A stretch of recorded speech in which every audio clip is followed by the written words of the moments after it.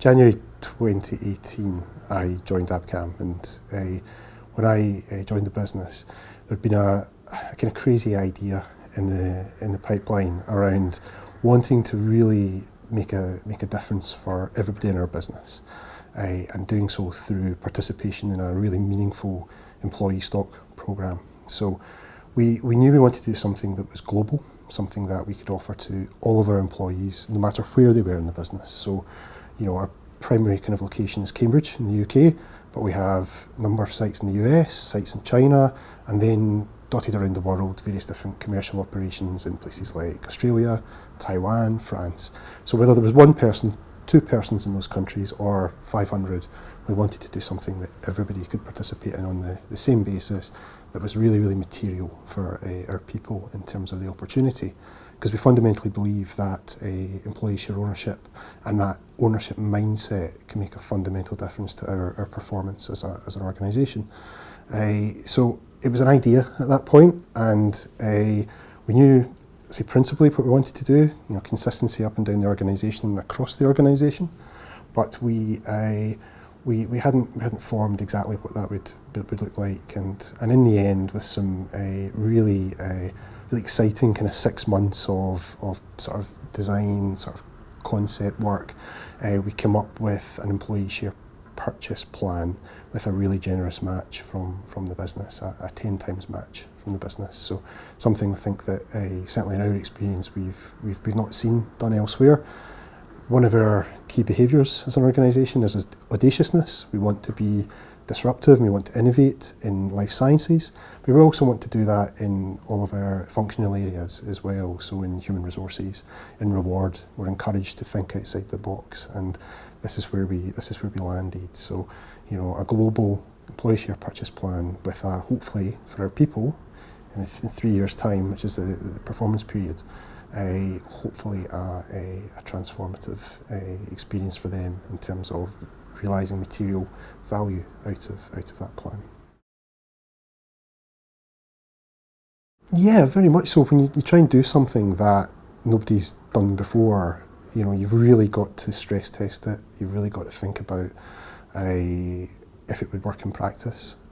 Commitment to do something like this isn't something that you would sign up to in the course of an afternoon. Months and months of getting to the point of implementation and being in a position where we felt it was stress tested and was robust enough from a tax perspective, a legal perspective, regulatory, that we had the comms in place, that our finance people were happy, and spent a lot of time with the board in terms of getting through that gestation period and into implementation. The board were so supportive. All of them, were right behind this from the start, wanting to make sure it was right for the business, because it has to generate additional value for our stakeholders.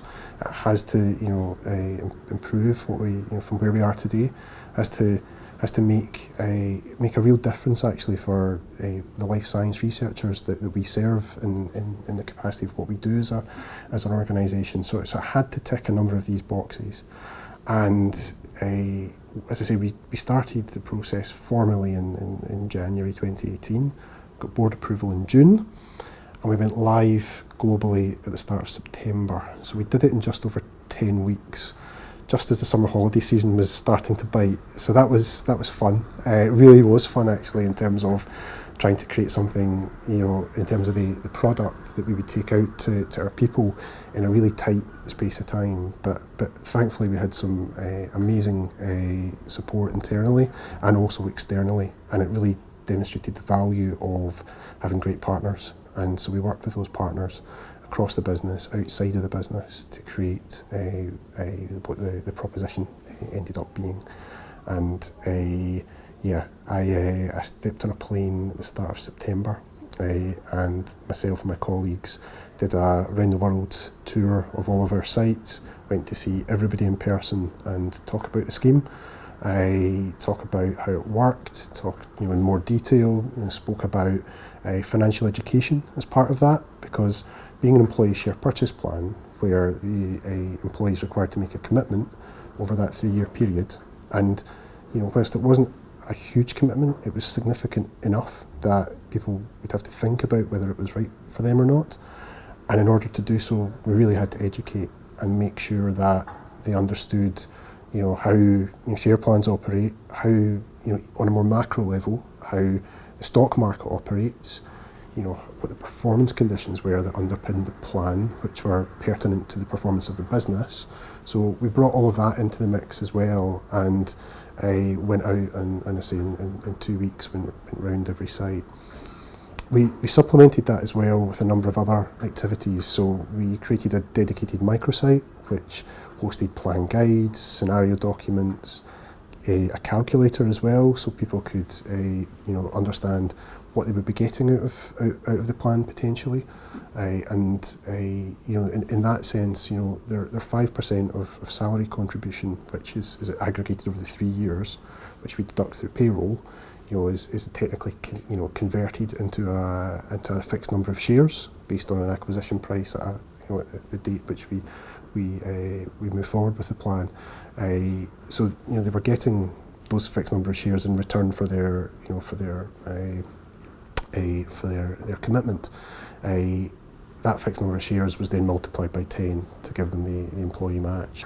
I think the thing that we were blown away by was the participation in the plan. So we gave, having run the roadshows, having opened the microsite, having run surgeries and drop-ins, we decided, all that considered, we would give people 1 month to make the decision as to whether or not the plan was for them and they wanted to participate. And when we closed that enrolment window, we had 88% of our employees signed up for the plan.